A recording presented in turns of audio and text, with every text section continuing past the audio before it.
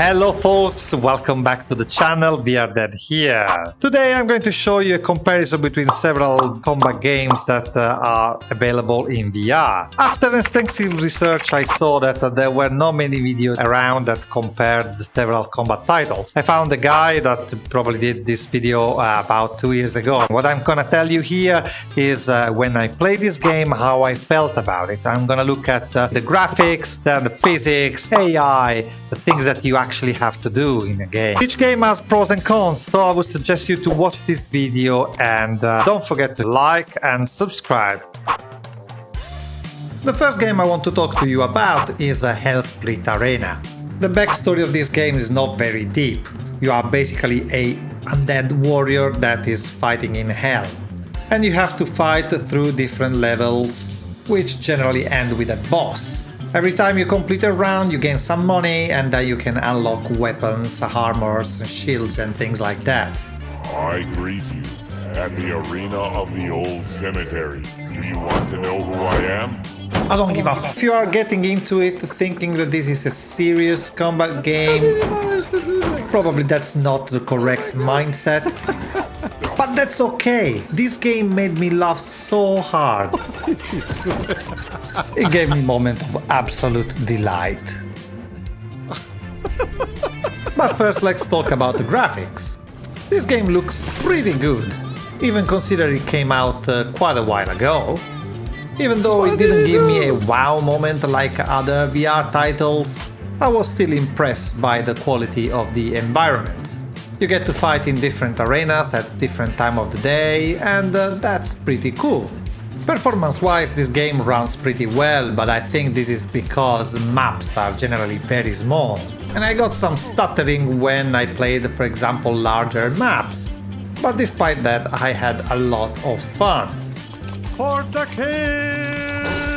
The AI is not really brilliant, but to be honest, I wasn't expecting much since the beginning.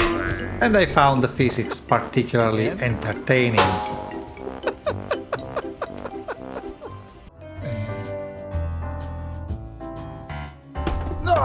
I found myself spending several hours in this game ripping hearts,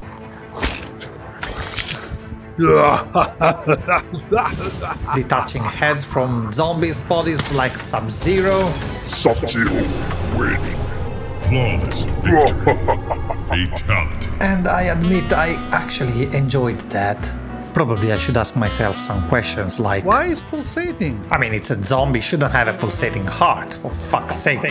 Well, never mind, let's get back to the torture. You can even behead a zombie in a French Revolution style. Liberté, égalité, fraternité. The campaign is a little bit dull, but overall I liked it a lot and I definitely recommend it if you want to try it out. So to summarize Hellsplit Arena, it has good graphics, good physics, it's absolutely hilarious. However, the campaign is a little bit dull and lacks of mod support, and the AI is not that intelligent. So I would give it a 7 out of 10. The next game I want to talk to you about is Grimlord. Now, at first sight it may look like it's exactly the same as a Hellsplit Arena, but actually it's not, and the difference is mainly in the gameplay loop. In fact, I think I could define this as a roguelike slasher if you want. You can probably notice the similarity with the Dark Souls, and basically you have to learn the enemy's attack patterns. So what you do is basically exploring the map, killing undead people, and collect what is called matter, which then you can use to upgrade your skills in a skill tree. You're gonna find yourself dying so many times and restart from your last checkpoint. This can be frustrating or boring if you don't like this kind of games, so be aware of it.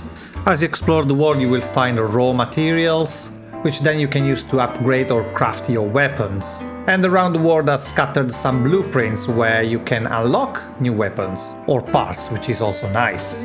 I think graphically this game looks pretty good. And the combat felt really good. Probably even better than Hellsplit Arena. What I found amusing was, for example, the use of ranged weapons, especially when I found out that arrows will break. Another thing that probably is worth noting is that the dismemberment of the undead is not as detailed as the one in Hellsplit Arena, which for many people may be a good thing. Not for me though. I like the blood. Also in this case AI seems pretty dumb. I guess this is a common denominator. However, the combat mechanics makes it more difficult to kill an enemy compared to Hellsplit Arena. Even here there are boss battles, which is nice, so it looks like that progress will be challenging. I mean, Dark Souls games are not exactly a walk in the park. So, to sum it up, this game has a pretty good graphics and a pretty good physics, as you would expect from a modern title. I found the combat to be excellent and probably better than Hellsplit Arena. There seemed to be a campaign which, is a little bit meh at the moment, and the game loop can be frustrating if you're not into this type of games. Here as well the AI definitely could be improved, and I hope that the developer will work on that in the future. There's a lack of variation of environments, but I think this will be fixed in the future. Or at least I hope so. So at the moment I would give this game a 6 out of 10, but remember this is an early access title. This game has a huge potential in my view. So keep an eye on it. And now I hope you're still watching because you're gonna love this. Hellsweeper VR. Perhaps you may think, oh my god, we are in hell again. Yeah, true, but this time is different, I promise. The pace of the game is completely different from the titles we saw before. So Hellsweeper VR is a roguelike first-person combat game when you take on the role of an undead immortal. Okay, fine, we heard this story. You don't fucking play in this game for the story, but you just play them for the blood. Now, how this title differ from the previous one we saw before? Well, actually there are a lot of stuff, from the way you summon your weapons, the freedom of movement, it's incredible. You can do backflips, run on walls and things like that, which is pretty sick. In my short experience in the demo, I loved it. Although I did have some difficulties in understanding some mechanics. It was underwhelming. In terms of graphics, the game is gorgeous. The combat coupled with the relatively easy dismemberment feels really nice. And I have to be honest, probably the best in VR so far. And probably better than Blade and Sorcery. And I think it delivers what it is expected by a modern VR title. If you disagree, let me know in the comment below. Character design, from what I've seen, is incredible. Enemies looks pretty sick. And on top of that, you can play fetch with a demonic dog. I mean, what do you want more? You play fetch? Want to play fetch? Yeah. Whoa! Then you get boss battles and a progression system. I didn't understand very well about the AI this time, because the pace of the game didn't allow for that. Anyhow, I felt like this game was like Doom and Blade and Sorcery had a baby, which is amazing.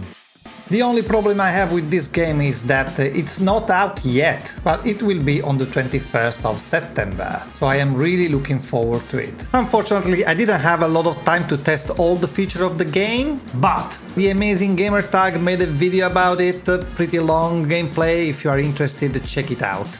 I put the link in the description. So from what I've seen so far, this game has great graphics, good physics, excellent gameplay and a lot of blood. There is a lack of originality in the campaign, I guess, from the look of it. And if I have to be picky, really, this game can give you a little bit of motion sickness if you're not used to VR. Anyhow, I would give to this game a provisional rating of 8 out of 10, but this is based on first impressions only. I will probably do a review once the game comes out. Stay tuned. And finally, we're gonna talk about the father of all the combat games in VR, Blade and Sorcery. The secret about its popularity, it's not what you think. And I am going to tell you in a second, so watch this till the end. Obviously, it is not a secret that the graphics looks amazing, especially after the latest update to the game engine, which now uses Unreal Engine 5. Also, it's not a secret that the physics works really well. In one of the last updates they added the destructible objects, which is, a nice addition. You can't find the same in other games, although Hellsplit Arena has some destructible objects, and in my view gets pretty close to Blade and Sorcery. Obviously mod support is one of the strengths of this game, because it's still a sandbox, which wouldn't be found without mods. The massive drawback that this game has is that it lacks of a campaign. A campaign with a story similar to The Witcher would have been awesome. Medallion's humming. And technically not impossible. It's gotta be. I find myself returning to this game just to play the Star Wars mod, because objectively speaking is freaking amazing. But then, you get a little bit bored about it if you don't have a purpose. So, what is the secret of its popularity? Oh gosh, I'm not sure if you're ready for it. Here it comes. Freaking doors. Honestly, I've never seen such a detailed door in a video game in my entire life. Okay, sorry about that, I was trying to be funny. But you have to admit that those doors are pretty cool. So how Blade and Sorcery compares to the other title we saw before? In terms of graphic, I think Blade and Sorcery remains the best. But to be fair, it has been around for a while, so it received a lot of polishing compared to other titles that are younger. Blade and Sorcery remains the king even when we talk about physics, and that's a fact. The AI is something we can argue about it, but to be honest I didn't see much difference between Blade and Sorcery and other titles. It's still a bit of a shit, let's say. Obviously the mod support is something that puts Blade and Sorcery on top of all the other titles. But in my view, Hellsplit Arena, for example, is a game that has a massive potential and can probably reach Blade and Sorcery in terms of quality if they add mod support.